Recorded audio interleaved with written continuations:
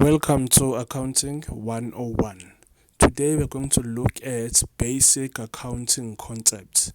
So it is important for us to understand different kinds of concepts that are accounting related, so that whenever we apply these concepts, or whenever we apply or rather explain these concepts, it is easy for us to understand the meaning and be able to apply this concept precisely. So, on this lesson, we are going to look at accounting concepts or basic accounting concepts such as an asset, liabilities, owner's equity, debtor's control, now known as accounts receivables. Then it's creditors control. It's now called accounts payables. Then number 6, accrued income or income receivables. Number 7, prepaid expense. Then that's it. So we are going to explain these concepts, trying by all means for us to grasp this particular meaning so that we are able to understand it and be able to understand these basic concepts of accounting. Let us start with an asset. An asset, we are referring to an item of value owned by a person or business which enables a profit to be made. So, in a nutshell, whenever you are referring to an asset, we are going to explain an asset as an asset owned by a particular entity. So you are looking at the belongings of this particular company. They bought, for example, a vehicle with an intention to use. So the intention to use, it means that they own this particular asset. It has a value to them and it assists them somehow.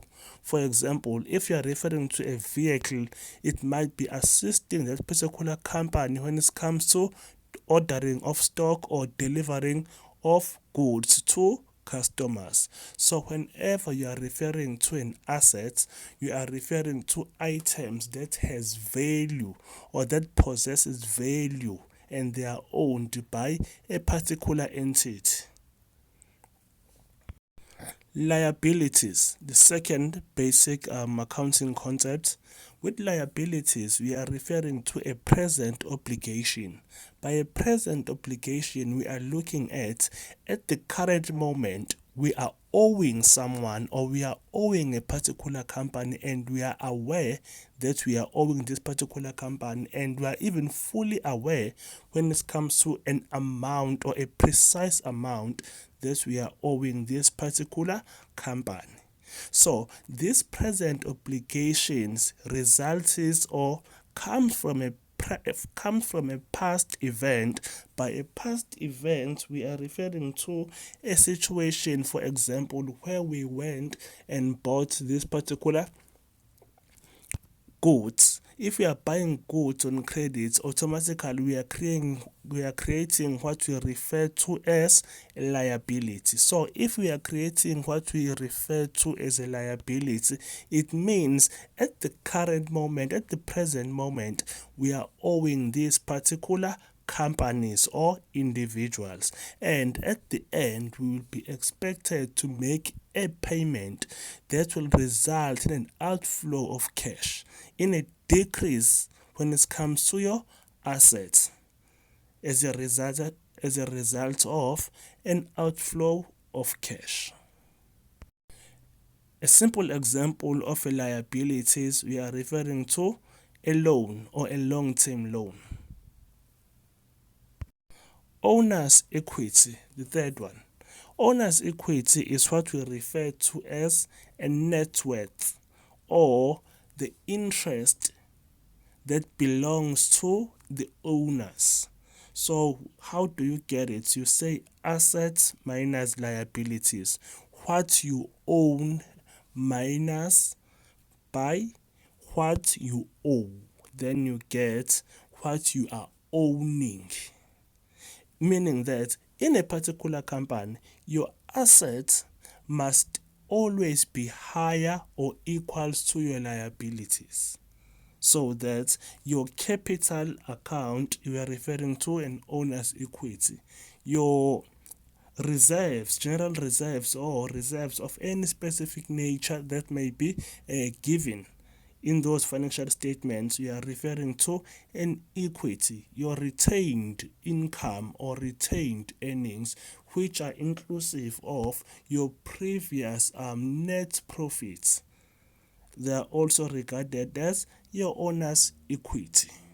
Also, your distributable income or dividends, or an amount that will be distributed to dividends, forms part of your owner's equity. Then let us look at debtors control. With your debtors control or account receivables, you are referring to your trade debtors. By trade debtors, I'm referring to companies that are owing us. They are owing us as a result of us selling goods to these particular companies, and that will result in an amount of money due to us simply because we bought goods on credit. We saw